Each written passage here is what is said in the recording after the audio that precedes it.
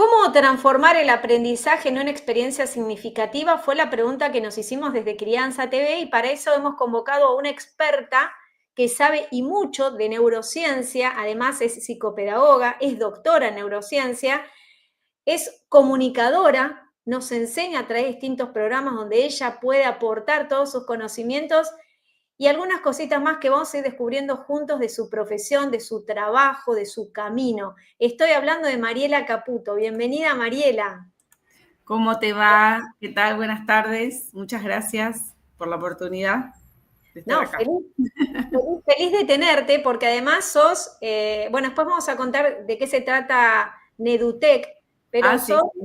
podríamos decir que sos innovadora en esta propuesta, porque si bien hace años venimos renegando con la tecnología y digamos, la neurociencia vino a acompañarnos para bien, pero la tecnología se tomó siempre de mala manera y siempre le tuvimos rechazo y el retraso, cuando en realidad, como nosotros a veces enseñamos en Business Kit, la tecnología utilizada inteligentemente nos puede abrir muchos caminos y dar soluciones a problemas realmente graves. Entonces, la primera pregunta es, ¿qué es la neurotecnología? Te hago yo, Mariela. Qué linda palabra. Me encanta esa palabra porque además, como vos decís, y esto muy interesante lo que planteás como inicio de la pregunta, que tiene que ver con no tenerle miedo a la tecnología, porque eso ya es un mito a esta altura de cómo estamos viviendo la nueva era de la tecnología, que es un poco lo que nos está pasando, porque bueno,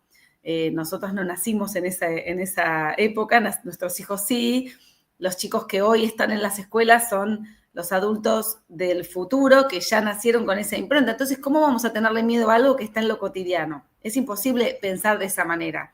Sí, lo que hay que pensar es en cómo todas las cosas de la vida se tienen que utilizar de manera equilibrada, de manera supervisada si trabajamos en ámbitos de educación y de salud, y como en todas las disciplinas, también se empiezan a hacer especialidades. En el caso de la neurotecnología, las neurociencias que son abarcan un montón de áreas, empezaron a meterse en el mundo laboral, en el mundo también educativo, y en el caso de la tecnología también justamente este nicho tiene que ver con cómo mejorar la calidad de vida de las personas. Entonces, la neurotecnología está atravesada por áreas de salud, que ahí es donde empieza un poco toda esta movida de la neurotecnología, que es para trabajar en todo lo que tiene que ver con rehabilitación o neurorehabilitación, en donde se encuentran, bueno, todo lo que sean aparatos para mejorar, por ejemplo, cuestiones asociadas a los personas con trastornos motores o déficit motores, la neurotecnología para hacer estudios de neuroimágenes. Esto existe hace muchos años, pero cada vez tienen una tecnología mucho más avanzada con la incorporación incluso de la inteligencia artificial. Y en el espacio educativo empezaron a aparecer, ya también hace unos años, no está muy explorado, todavía hay mucho por hacer, como lo que son las plataformas de estimulación y de evaluación, ya sea de aprendizajes básicos y también en el área de la neuropsicología para evaluar o para estimular funciones cognitivas. De a poquito empezó a meterse en ese mundo. No, porque además, como bien vos decías, al ser una herramienta utilizada inteligentemente, porque ahí está la clave, es como todo, ¿no? Voy a comer sano y me la paso todo el día comiendo lechuga, no me va a hacer bien, No porque de tener cierta manera nutrientes. Claro, todo en su justo equilibrio, decía mi mamá, y creo que tiene que ver con esto, pero además yo te sumo algo, Mariela, porque estamos en la era de la comunicación y cualquiera dice cualquier cosa y Sí.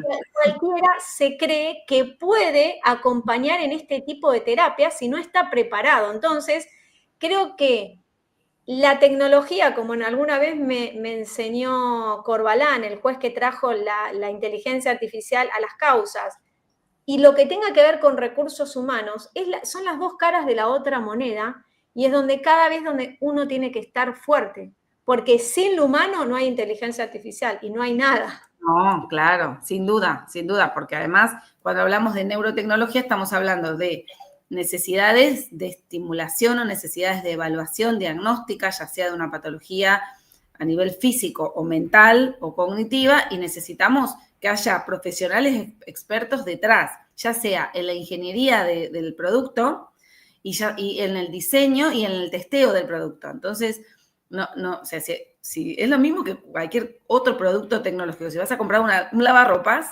lo tiene que hacer un especialista, un ingeniero industrial o un ingeniero especializado en esa técnica para que el lavarropas sea funcional y cumpla su objetivo. Lo mismo va a pasar con la neurotecnología, por ejemplo, asociada a los videojuegos. Videojuegos un montón, pero no todos los videojuegos están pensados para estimular una función cognitiva específica, ¿sí? Hay algunos estudios que se han hecho para ver si de repente usando algún videojuego se estimula alguna función cognitiva, algunos están buenos, pero cuando uno diseña de entrada, es como que vos decís, bueno, yo este videojuego lo voy a hacer para estimular tal función cognitiva o para evaluar tal función cognitiva. Eso tiene que tener un backup atrás, que es ya sea un diseño hecho por un científico, más el técnico, más el diseñador o programador de videojuegos, todos especialistas, y después un testeo que se llama validación científica. Eso hay que hacerlo, lleva su tiempo, como por ejemplo un medicamento, cuando haces cualquier tipo de tratamiento o estimulación que tenga validez. Pero todo esto tiene que estar acompañado de expertos como ustedes, psicopedagogos, expertos en la materia, ¿no? Porque hay una parte humana súper importante, más allá de la parte de la estructura tecnológica, creo que detrás están profesionales como ustedes. Claro, en general cuando hablamos de neurotecnología asociada a videojuegos, por ejemplo, que tiene que ver con evaluar, por ejemplo, una función cognitiva básica que es la atención, ¿sí? Sí, la atención sostenida.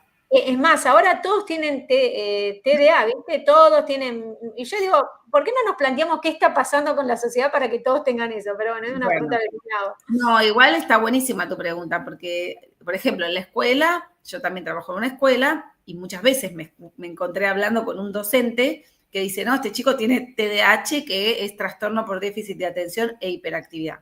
Eso es un diagnóstico clínico.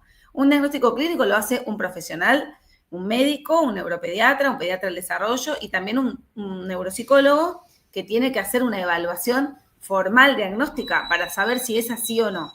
No puede simplemente a simple vista decir que el diagnóstico es este, porque hay un montón de causas de las cuales una persona puede tener dificultades de atención. Entonces, ahí es donde está la especialidad y el recurso para poder hacer el diagnóstico correcto. El mismo médico, si bien tiene mucha experiencia clínica, nunca te va a determinar un diagnóstico si no hace algo para corroborarlo. O te va a mandar un análisis de sangre, o te va a hacer un estudio, no sé, una radiografía o una ecografía, X estudios, los que sean necesarios, o mínimamente te va a revisar. No te va a mirar y te va a decir, tenés esto, ¿sí? Algo va a hacer. Entonces, me parece importante, primero, no minimizar las herramientas y segundo, como decís vos, el uso inteligente tiene que ver con, bueno, existe esta tecnología, esta capacidad para poder ayudar mejor a las personas y bueno, aprovechémoslas y si no sabemos, nos capacitamos. Vos hablás, en uno de los programas que te escuché, hablás de la vincha que detecta las áreas cognitivas y a partir de esa vincha podés como mejorar el sistema del ser humano. Esas son herramientas también de neurotecnología que existen en el mundo, que se utilizan cada vez más porque es un elemento que es de evaluación menos invasiva que quizás de repente hacer una resonancia magnética. Claro. Que implica todo esa maquinaria, la resonancia magnética, el tomógrafo, son hiper necesarios para determinadas patologías o sospechas de diagnósticas X, que obviamente un médico lo va a necesitar usar. A veces cuando tenemos que ver funciones cognitivas como esto, ¿no? Bueno, cómo funciona la atención, cómo funciona la memoria o cómo funciona el lenguaje o las funciones ejecutivas, no necesitamos hacer una tomografía computada o una resonancia magnética. Podemos utilizar estos recursos que nos ayudan a ver, bueno, cómo está funcionando ese sistema, ya sea ejecutivo, atencional, en esa persona. Entonces, a veces se utilizan combinados. O sea, las vinchas hacen una video, como si fuese una videoencefalografía, va registrando la actividad neuronal, mientras que el chico está haciendo una tarea, leyendo, escribiendo, ¿sí? Hablando o jugando un videojuego. Pero a su vez los videojuegos también se pueden utilizar para testear, porque el chico cuando va accionando en la pantalla se va quedando un registro y después te sale un reporte. Claro. Automáticamente. Encima, eso se llama evaluación invisible, porque el chico no se da cuenta que lo estás evaluando y lo estás evaluando. Aún diciéndole, para el chico sigue siendo un entorno lúdico. Claro, claro. Entonces, y no invasivo, como decís vos, ¿no? No invasivo, es un entorno lúdico, tiene todo lo que es la impronta de los videojuegos, que es la gamificación, y está hecho a propósito para evaluar determinada función. No es que, ya te digo, no puedes usar cualquier videojuego. Yo me acuerdo de este juego, que no es el famoso, sino que es el Simon. ¿Te acordás el que prende las luces y vos tenés que ir jugando? Ahora se hizo de esta manera. Lindo. Este juego, que era el Simón, era, ¿no? Que apretabas los 4 colores y tenés que ir tocando. Para mí esto fue un juego que a mí me ayudó mucho neurológicamente. No sé, pero te quiero decir que no estamos tan alejados de que algunos juegos, hasta en nuestra propia infancia, nos sirvieron para desarrollar determinadas áreas. Sin duda. Y la verdad que esto, como todo, nada invalida a nada. ¿Qué quiere decir? Un videojuego no va a invalidar un juego como el que acabas de mostrar, ¿sí? Claro.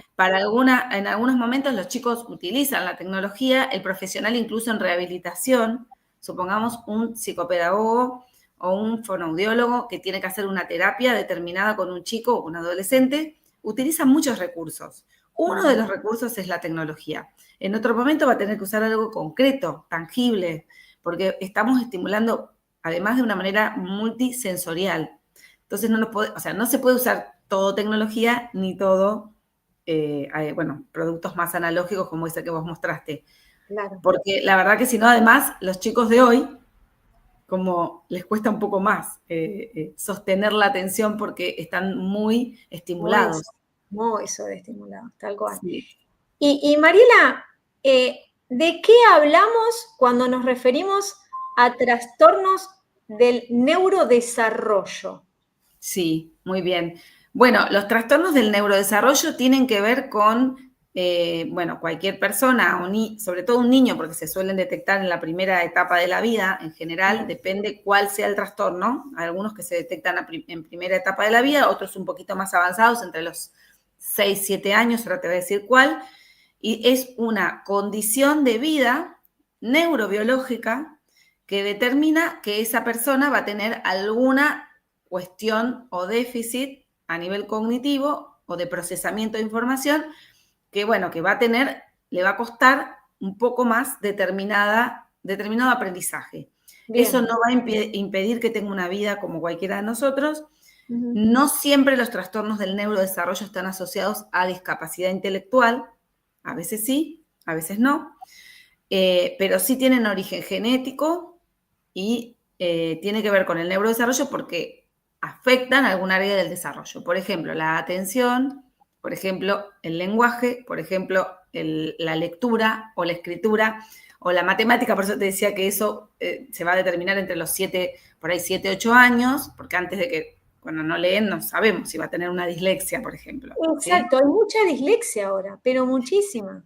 Es que en realidad no hay más, es lo mismo, pero se detecta mejor. Hay mejores profesionales, mejores herramientas de evaluación y más investigación. Antes, en realidad, una persona que tenía dislexia quizás pasaba como, le cuesta, qué lento que es en el aprendizaje, el burro, entre comillas, lamentablemente horrible lo que te estoy diciendo, pero tenía que ver con ese tipo de conceptos. Y ahora, por ejemplo, una persona con dislexia quizás solamente con una simple adaptación curricular sale adelante y pasa al otro grado y así hasta que termine la secundaria y tiene un éxito tremendo, puede ir a la universidad, puede tener su empresa, lo que quiera. Y antes quizás, al no saber, eso hacía que la persona se quede estancada, repetía, porque era el recurso más fácil, repite. No alcanzó, repite. Y ahora no está avalado eso como un recurso efectivo. Claro, ¿sí? Claro. Bueno, en una charla que hablabas mucho sobre cómo aprenden los niños de hoy, te has ganado premios y todo, me gustaría que me hagas un reconto y que nos enseñes cómo aprenden los niños de hoy realmente. Bien, bien. Bueno, qué interesante también esa pregunta y además porque cómo van cambiando las generaciones y el tipo de procesamiento de la información que tienen las generaciones de hoy. Y en esto, sí o sí, no hay ninguna posibilidad de salirnos de esa idea de que la tecnología ha modificado la forma en que los chicos miran el mundo hoy, ¿sí? Antes, muchas veces me pasa a mí con las docentes, bueno, decíamos, ¿cómo hacíamos antes para llegar? Cuando yo era maestra, yo soy maestra jardinera también, cuando yo era maestra no tenía computadora, ¿sí? Yo hacía todo, dibujaba, pintaba, diseñaba todas las imágenes para contarle a los chicos sobre algún contenido pedagógico. Ahora entras a internet, buscas un video o usas un aparato de realidad aumentada y el chico se mete adentro del fondo del mar, escucha el sonido, ¿sí? Supongamos que tuviéramos que investigar sobre el fondo del mar. Antes usábamos o libros o láminas. Y si una persona no tiene contacto directo con algo de esto que se está hablando, tenía que imaginarlo y crearlo en su cabeza. Eso tiene un pro y un contra. ¿Cuál es la diferencia que hay con lo que pasaba antes? Que sí había quizás más posibilidades de desarrollar la creatividad. No digo que ahora no esté, por Dios. Lo que digo es que era mucho más cotidiano ser creativo, pensar, inventar, crear juegos, porque nada, yo recuerdo que cuando era chiquita tenía que armarme los juguetes, porque no había tantas opciones y variedades de juguetes. Entonces el chico tenía que diseñar la casita de la muñeca, la camita, hacía o sea, ahora tenés... Más de construcción teníamos, de hecho hasta los Playmobil, por decir algo, Sí, hoy son los Legos, pero te ayudaba a crear historias, imaginarte situaciones, a armar ciudades, o simplemente cuando usábamos los cuadraditos de madera y teníamos que ir armando, es decir, todo basaba en la creatividad y eso es que cada vez lo veo más opacado, lamentablemente. Sí, pero no porque los chicos de hoy no pudan. No, o sea, obvio, seguro. Igual, o sea, nosotros tenemos y nacemos, justo hoy di una charla sobre ese tema, sobre las habilidades innatas. ¿Cuáles son esas capacidades innatas en realidad que traemos, que tiene que ver con esto que, bueno, cómo aprende un niño hoy, ¿sí? El niño viene con factores genéticos hereditarios y dentro de esos factores genéticos hereditarios va a tener lo que se llaman capacidades. Esas capacidades son cognitivas, motoras, lingüísticas. Esas capacidades son como el diamante en bruto, ¿no? Que tenemos, todos nacemos con esas capacidades. El entorno, eso es lo genético, el entorno, ya sea la casa, la familia, la escuela, el mundo cercano de ese niño y cómo se lo estimule, va a hacer que esa capacidad se desarrolle, se fortalezca, se consolide y se convierta en una habilidad, ¿sí? Entonces, cuando hablamos, incluso en la escuela se habla mucho, ¿viste? De capacidades, de competencias, que el chico desarrolle competencias.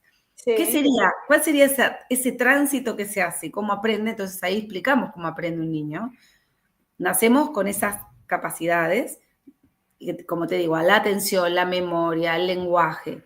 Si tomamos un ejemplo claro, la lectura, ¿sí? Empezamos a hablar desde muy pequeñitos, a unir sonidos, estamos en un nivel básico de lenguaje, empezamos a unir sonidos, armamos sílabas, empezamos a decir palabras simples. Esas palabras simples empiezan a complejizarse y armamos lo que es una oración, una frase, empezamos a comunicarnos.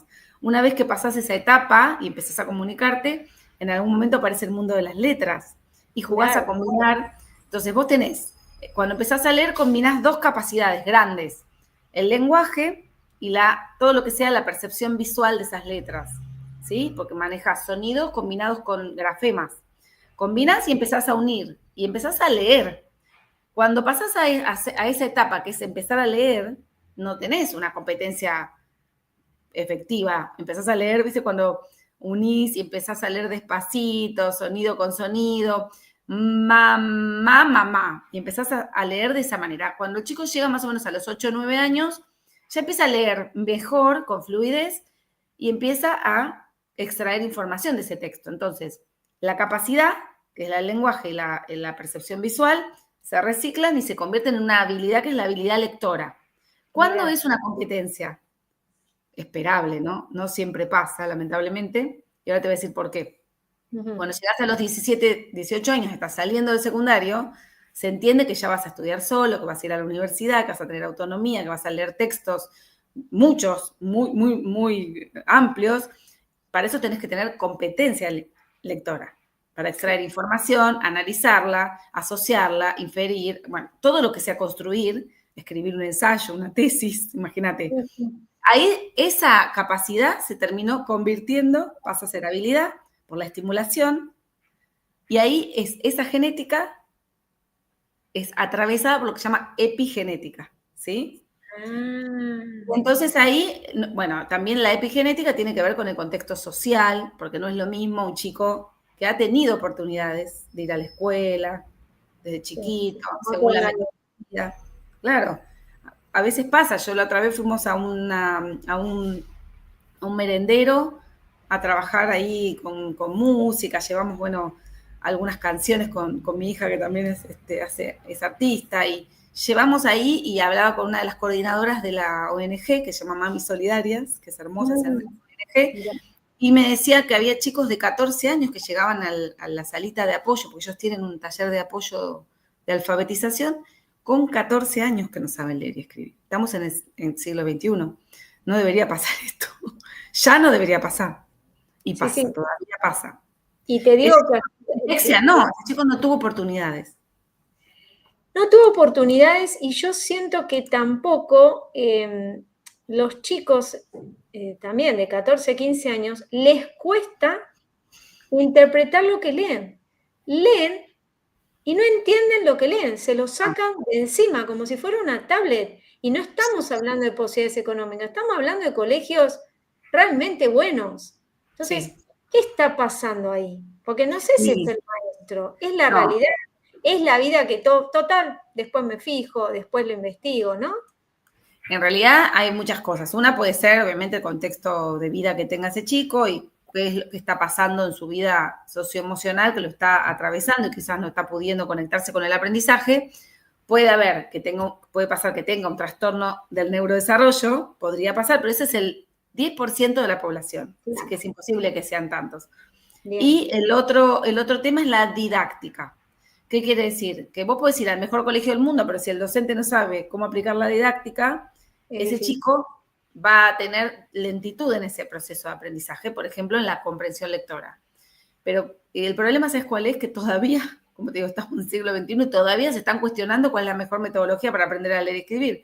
Cuando hay un montón de papers científicos que avalan que la mejor forma y la más rápida y la más efectiva es el desarrollo de la conciencia fonológica, ¿sí? Claro. Entonces, por como suerte... Perdóname, pero el inglés lo aprendés más fonoaudiológicamente, entendiendo. Entonces tendríamos que volver a eso. Es que no deberíamos, es que no se puede creer que todavía, porque estamos hablando de diseños curriculares, que son la matriz de la didáctica de cualquier escuela, porque es lo que rige la norma, bueno, todavía en nuestro país está cuestionado porque se trabaja, viste que se trabaja seccionado, cada distrito tiene su diseño curricular. Entonces, vos estás en la provincia de Buenos Aires, se trabaja de una manera, estás en la ciudad de Buenos Aires, se trabaja de otra. Ese chico se cambia de colegio y cambia la metodología. Pero bueno, por suerte a nivel nacional sí están cambiando las ideas y creo que están bajando ahora esta línea más con base científica, ¿sí? Que tiene que ver con esto. Ojalá se logre identificar. Sí, obvio. Y ahora, ¿sabes? Me quiero meter, porque ya estamos hablando, estoy reentusiasmada, pero bueno, en cualquier momento nos volvemos a encontrar. Contame qué es Nedutec, que vos sos la directora, y donde estás acompañado un montón de profesionales, y qué es lo que uno encuentra cuando se acerca a este equipo. Buenísimo. Bueno, Nedutec tiene que ver, es una sigla, Neurociencia, Educación y Tecnología, y en realidad surge porque hace unos años, bueno, como yo tengo esta interdisciplina constantemente en mi vida, ¿sí? La verdad que me parecía que era interesante poder armar esa sigla y unificar todo en lo que tiene que ver con el servicio de educación y de salud, ¿sí? Porque, bueno, Nedutec es una consultora que tiene una parte que es salud, que es atención, evaluación diagnóstica y tratamiento, neuropsicológico, o sea, es evaluaciones de tratamientos neurocognitivos, que eso es individual, y tiene que ver con una persona que tiene una necesidad, como vos antes hablamos, una evaluación diagnóstica, dislexia, TDAH y demás. La particularidad es que como es Nedutec, justamente trabajamos con tecnología. Entonces, nuestra forma de evaluar y de estimular es a través de tecnología. Las evaluaciones diagnósticas se hacen con una combinación de test analógicos y digitales. Y entonces, lo que hacemos es fundamentamos que se puede evaluar de manera mucho más rápida y efectiva y motivadora para los chicos, ¿sí? A su vez, nos dedicamos a todo lo que es capacitación, entonces hay talleres, capacitación docente y a psicopedagogos, a neuropsicólogos, y cada tanto hacemos jornadas de capacitación, de neurotecnología, salud y aprendizaje. En general esa es nuestra impronta. El año pasado hicimos una que fue reconocida por la legislatura como de interés cultural por la legislatura porteña. Y bueno, también todo lo que es videojuegos, que en realidad ahora hay una subempresa de Nedutec que es Gnosis Kids, que en realidad Gnosis Kids ahora entra en una nueva generación que acaba de salir esta semana, que se llama Harmony EdTech, que es una nueva, sería otra rama, que es solo digital. Así que otro día, si querés, te vengo a contar de eso, o vengo con mi equipo de Harmony. No, hola, obvio. Sí, De hecho, en la página encontré a Kiki en Equilibrio, que es el primer videojuego, ¿no? Exacto. Que quería que le cuentes a la gente de qué se trata y cómo se trabaja a través de ese videojuego. Sí. Kiki en Equilibrio con K, las dos veces, es un videojuego de estimulación de lo que se llaman funciones ejecutivas, que son las funciones que están en el lóbulo prefrontal, Bien. y especialmente estimula memoria de trabajo, visoespacial, que sería todo, entonces una memoria de trabajo más visual y con movimiento de unas piecitas que tiene el personaje que va jugando, planificación y, bueno, las más importantes son control inhibitorio y flexibilidad cognitiva. Estas funciones están afectadas en las personas con trastornos del neurodesarrollo. En principio está pensado para niños, porque la impronta es bastante infantil, de 4 a 14 años. Hicimos testeos ya en el Hospital de Gonet de La Plata, en una escuela también en La Plata que se llama York. Ahora estamos haciendo un testeo en un centro terapéutico en Ecuador que se llama Borealis, y empezamos en el Hospital Italiano otro estudio que estamos esperando la autorización final, que va a ser con población con TDAH. Justamente el año pasado ganamos un premio que se llamó Terranova a la innovación en el Hospital Italiano. Estuvo buenísimo, sí. Y ahora estaríamos haciendo ese testeo ahí. Y publicamos un paper que ahora ya salió el borrador en una revista de psicología de la Universidad de Palermo que, bueno, explica todo lo que logramos con Kiki. Y lo que hicimos fue un estudio con niños neurotípicos, que ahí te difiero de lo que sería, bueno, no sé si escuchaste la palabra neurodivergente, neurotípico. No. Dentro de la neurodiversidad, que sería una forma de aprender, cada persona tiene su forma de aprender, porque todos los cerebros no son iguales. Tal cual. Me pasa a mí con mis hijos. Solo de compararte con tus hijos, ellos le entran por un lado y me entran por otro. Exactamente. Cada uno tiene una forma diferente de aprender. Eso se le llama neurodiversidad, de ver el mundo, de entender el mundo, de procesarlo.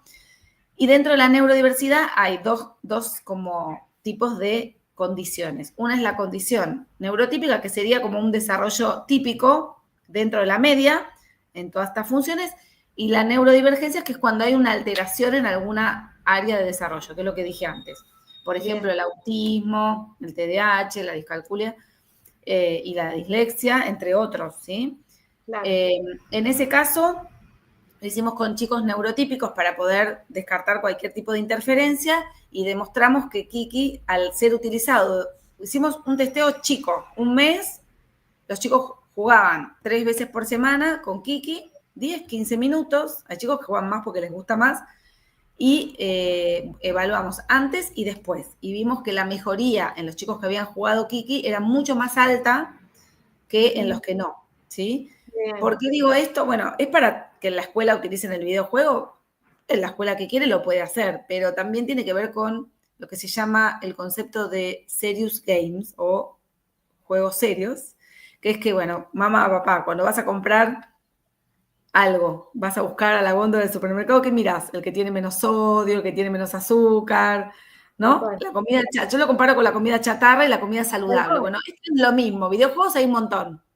Pero Hay vos que cuando vas saber. a elegir, para tu hijo, ¿qué elegís? Y el que está hecho por científico, el que va a estimular el que tiene control parental, o sea, esas cosas vas a buscar. Y a Mira, eso apuntamos. Mira, yo recuerdo ya mi hijo va a cumplir 18 años, pero yo agarré toda la era del videojuego, en donde habían dos juegos. Uno que te convertías en un ladrón y robabas a otro, no me acuerdo el nombre, el GTA, y Ah, el sí, otro, sí. el que construís, el Minecraft. Minecraft, sí. En su momento Claro. yo fui y me acerqué a una psicóloga para que me ayude a manejar toda esta situación, porque eh, la verdad que si lo sacaba de los videojuegos se transformaba, no era el niño bueno dulce, entonces necesité de expertos para ir moldeando eso.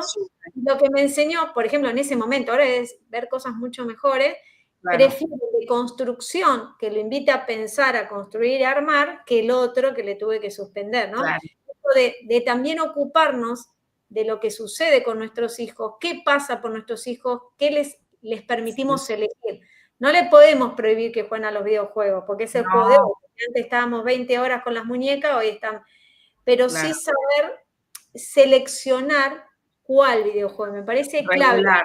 no, Mariela, hay que regular qué se acerca a tu niño o a tu niña. Claro, y estos juegos que vos decís que también existen y estimulan también, ¿eh? Son juegos de estrategia, hay que planificar. Lo que tiene es que no están pensados específicamente para eso. Entonces, quizás para un chico funciona bien y incluso no le afecta en nada en lo socioemocional y quizás otro chico lo ¿Sí? pone más nervioso. Bueno, eso tiene que ver con lo que se llama uso problemático de la tecnología y ahora hay un montón de investigación también que tiene que ver con, bueno, cómo regular, cómo acompañar, pero la clave es la educación en la familia. Esa es la clave. Es la clave, es la Si clave. vos estás todo el día mirando el celular y no Sí, prestas atención a tu hijo y el chico te pide ayuda o te pide algo y vos le decís, espera, o no le contestás, me incluyo porque a veces me pasa, no te voy a decir que no me pasa, claro, pero bueno, o le das un celular a un nene de 2 años o de 1, es un error. a nivel neurobiológico, el cerebro de un bebé no está preparado para trabajar con tecnología. No lo necesita. Lo que necesita es caminar por la calle y ver el mundo, los pajaritos, los árboles, las flores, los perritos. No estar en el cochecito con el celular. Pero bueno, eso es un tema cultural que Sí, está sí. ahora. Pero diste en la clave, ¿no? Es también estudiar la familia, cómo está con respecto a la tecnología, ¿no? Yo a Sí. veces me pone re mal que veo a mamás en la plaza, ponen al bebé y ella está con el celular y Sí. lo tiran ahí al bebé. Yo, ay, no, ¿Qué conectá onda? con la mirada, Sí. fíjate. Y digo, es una pavada y no la juzgo, porque a lo mejor está contestando algo que está grave una mamá y yo Obvio. no sé nada de algo que veo a minutos nada más, pero la mayoría de las personas utilizan, y me lo dijo mi mamá con la televisión, el chupete Sí. electrónico, la tecnología para calmar al niño y dale un juguete, dale otra cosa. Mi suegra me enseñó a agarrar dos yogures, le ponía cosita o los botellas. Entonces yo Claro. tenía, todos me decían, pero comprale juguete. No, no, no, Es llenaba con él mucho la más botellita, lindo. cerraba Claro. entonces que juegue con eso, ¿no? Que yo a veces digo, parecen pavada y que no tiene que ver con un estatus social de si te puedes comprar un No. juguete. Hay cosas de la vida misma que ayudan muchísimo a lo motriz, a lo sensorial, a los sentidos, ¿no? Ir a lo Sí. simple.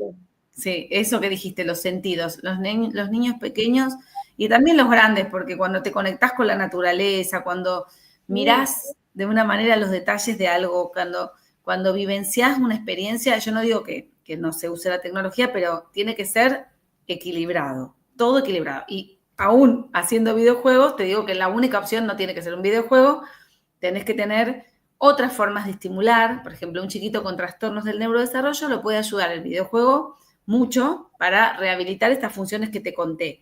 Pero también necesita ir a un fonoaudiólogo que lo ayude a desarrollar mejor su lenguaje para comunicarse. También tiene que ir a un terapista ocupacional que trabaja todo lo que es lo propioceptivo, lo sensorial.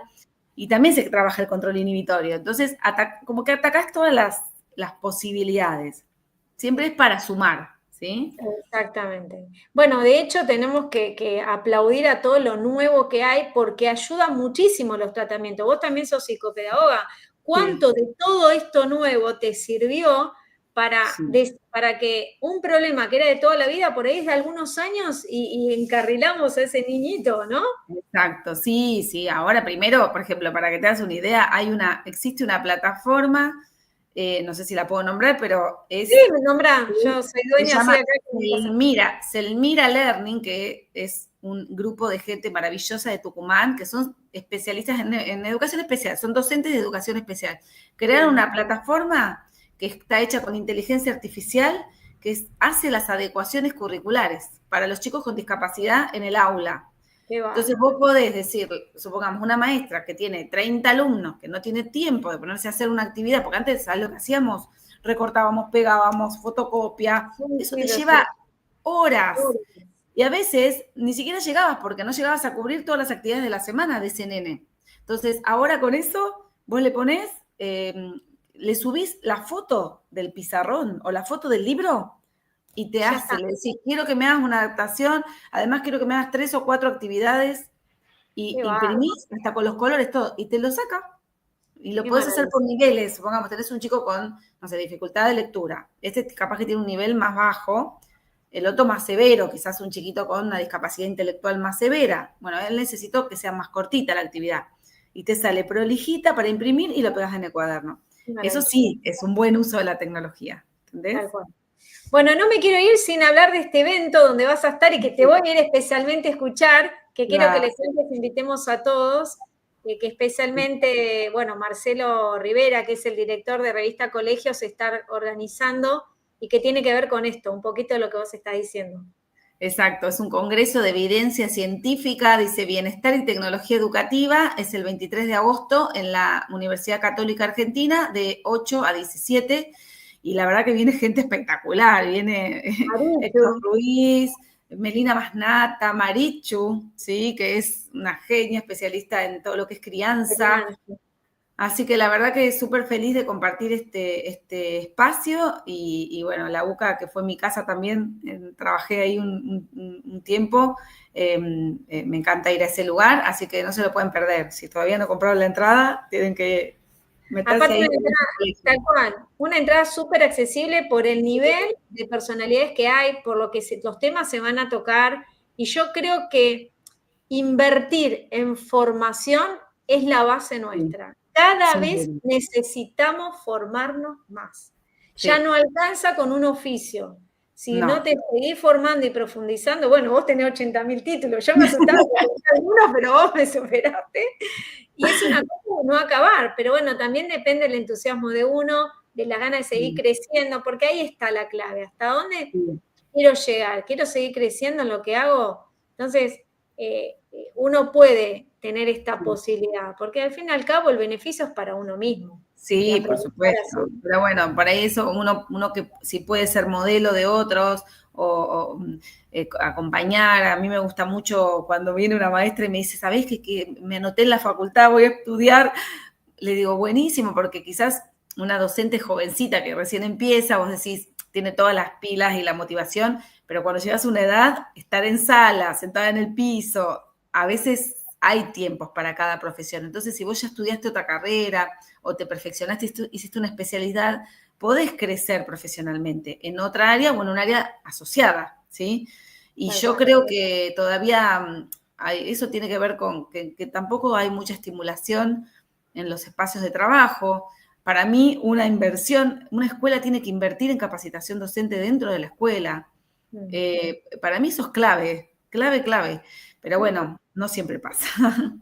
Bueno, yo de hecho, es lo que vos decís, ¿no? Yo a los 50 años estudié un máster de desarrollo emprendedor Qué y lindo. bueno, después hice uno de finanzas y digamos, me costó desde otro lugar, pero doy gracias a Dios porque de ahí descubrí Business Key, que yo te lo comenté y lo traje Claro. a la Argentina, porque me di cuenta que no podía llegar a los 50 años los niños de hoy para aprender a emprender, cuando son Claro, habilidades que se deben claro, las estaban aprendemos en la chiquitos, base. porque por ahí Sí, padres que son emprendedores, te es natural, como vos Sí. decís, no que hay en la casa, pero no la mayoría somos emprendedores los padres.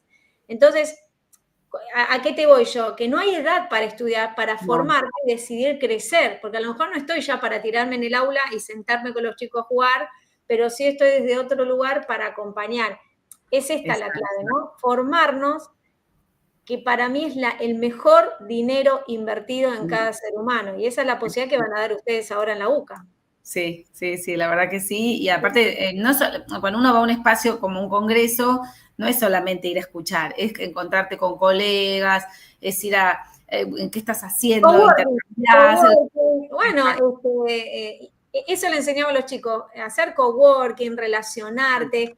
Hoy la vida está llena de relaciones. Sí, Una exacto. relación que puede llevar a que esa idea primitiva la puedas desarrollar, y a veces no necesitas dinero para No, desarrollar ideas grandiosas. O vos empezaste con todo cuando armaste no, este grupo. no, Nada, Mariela, no habrás tenido nada, solo no, eran no. ideas y supiste reunirte con gente capaz y acompañarte Sí, en tu misma visión y visión, que es lo que nosotros enseñamos, exacto. ¿o no? Sí, exacto, está buenísimo eso. Y bueno, ustedes trabajan con un concepto muy interesante, que es esto del ser emprendedor dentro de la didáctica, para que se entienda un poquito cómo bajarlo a la didáctica del aula.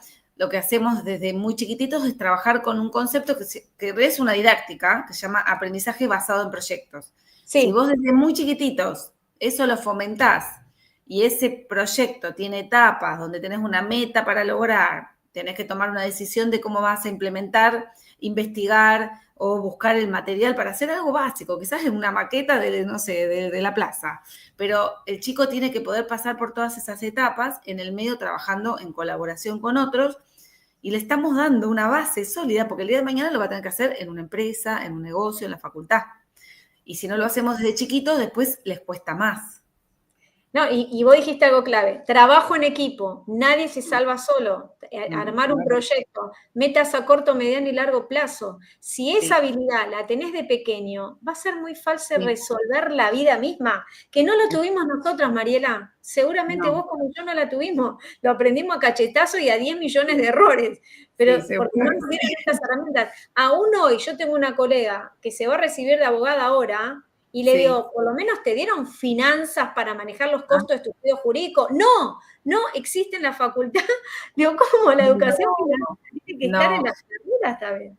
Bueno, ahora el diseño curricular, por ejemplo, de la ciudad de Buenos Aires ya incorporó educación Bien, financiera. Y eso es bárbaro, porque es lo simple, el chico chiquito que depende te dicen, me acuerdo una anécdota de mi hija más chiquita que, viste, cuando uno le dice, no tengo plata para comprar sí, esto, no tengo la porque te piden, te piden, te piden, yo le dije, no tengo plata. Me dijo, no, compra plata, me dijo.